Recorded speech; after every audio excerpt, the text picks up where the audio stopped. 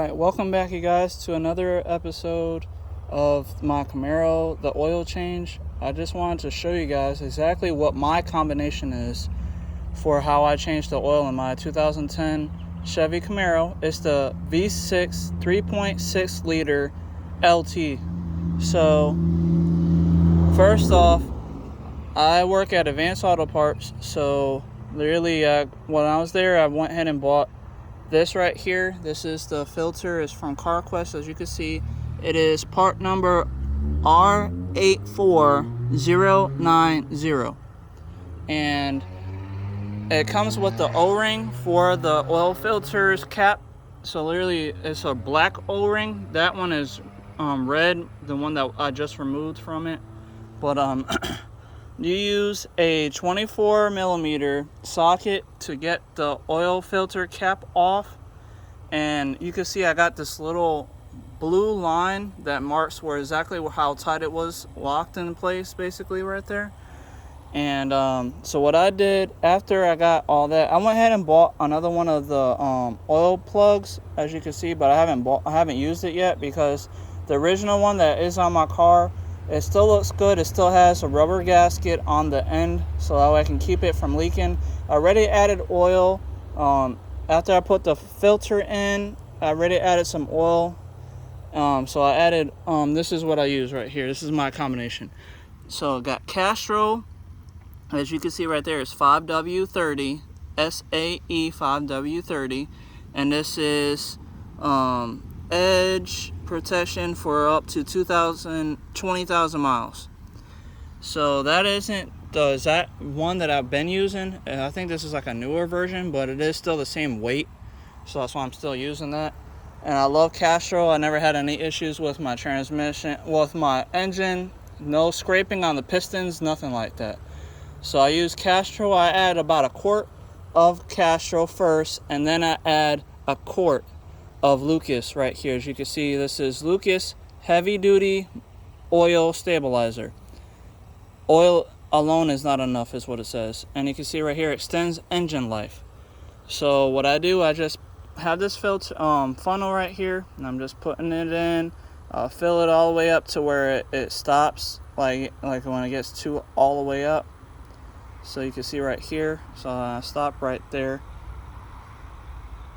And it's really thick oil, so I don't ever have to worry about it's leaking. Hold on.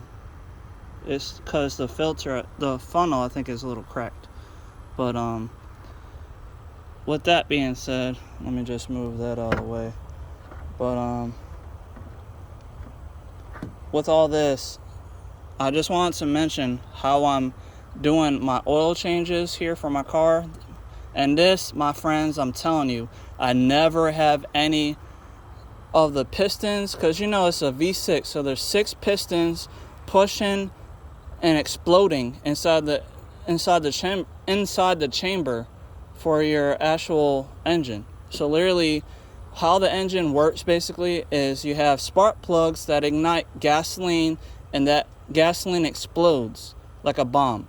So literally that bomb pushes the piston up and down, so it pops, constantly moving. And that's what the oil is for, to keep it from scraping against the block of the engine. So literally the engine goes up and down, the pistons go up and down around this edge inside the engine. So the piston, you want to make sure that it's not scraping against the actual engine itself. That's why you add oil. It helps to stabilize and make sure it's not going to lock up. You don't ever want to have your engine lock up, because then you're not going to be able to move.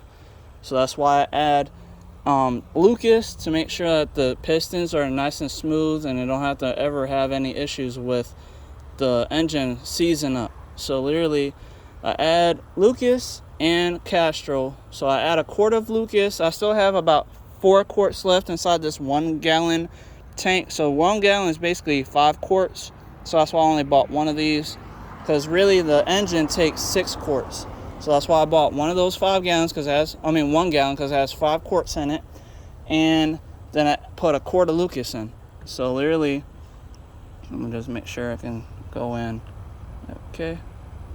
So it looks like it's doing fine. I think it was just that side that it was at, because it was kind of like leaking on the side a little bit. But it seems like it's doing okay now. So just make sure you have a good funnel. You don't have to worry about the actual oil leaking out where you don't want it to leak. So with that being said, this is my combination of how I add oil and change out the oil inside of my 2010 Chevy Camaro. And I'm pretty sure this same method works for any of the 5th gen Camaros. So I know it's 2010 to like 2015 maybe.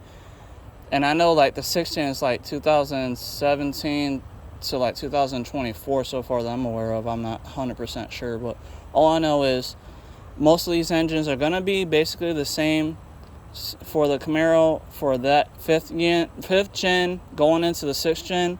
So this is how I change my oil, and this is why I never have any issues with my engine. I did have my transmission replaced because I had done transmission flushes and stuff, and there was nothing wrong with the transmission before, but then it started a few months ago it started kind of not shifting, like literally from 3rd to 4th gear it wasn't really shifting, it was slipping. So then 5th to 6th gear was actually non-responsive, so I had the transmission replaced from another car shop, and they put in a transmission that only has 76,000 miles on it, and it had a 3-month warranty already. So I haven't had any transmission slipping issues, and this is all automatic. The guy that installed it was great. I never had any issues yet, so I'm doing fine with the transmission. And now the only reason I'm changing my oil is because my car's name, I gave her a name. Her name is Stephanie. So Stephanie talks to me. She tells me about if the transmission, if there's a check engine light and what the issue is. And then also she was telling me yesterday, she beeps. Literally, she'll try to get me notified. It's like on her phone when you get a notification ring on your phone or something, or a vibrate.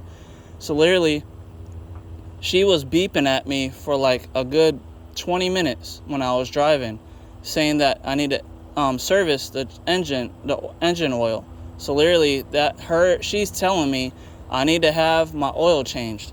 So that's the reason why I'm changing the oil now, because she needs that. So I changed out the oil pan is underneath that car right now. It's in the bottom, and I'll show you here in a second. Let me just finish filling up the oil. I gotta add the rest of this Lucas because there's still a little bit left in here, and then I gotta add the rest of my Castro, and that will be enough oil because that will be considered 6 quarts of oil. And since this Lucas is really thick, this will help with the without me adding another quart of oil, because I don't really need to, because this would be kind of considered like 2 quarts almost, because how thick this oil is. It's like a glue basically, almost. You can see it's going down.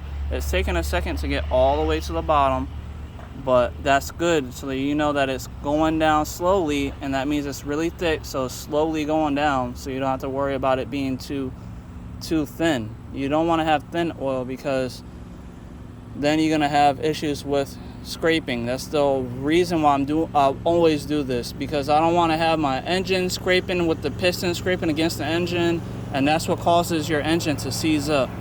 So you always have to make sure that you're having your engine smooth, no issues with the actual engine.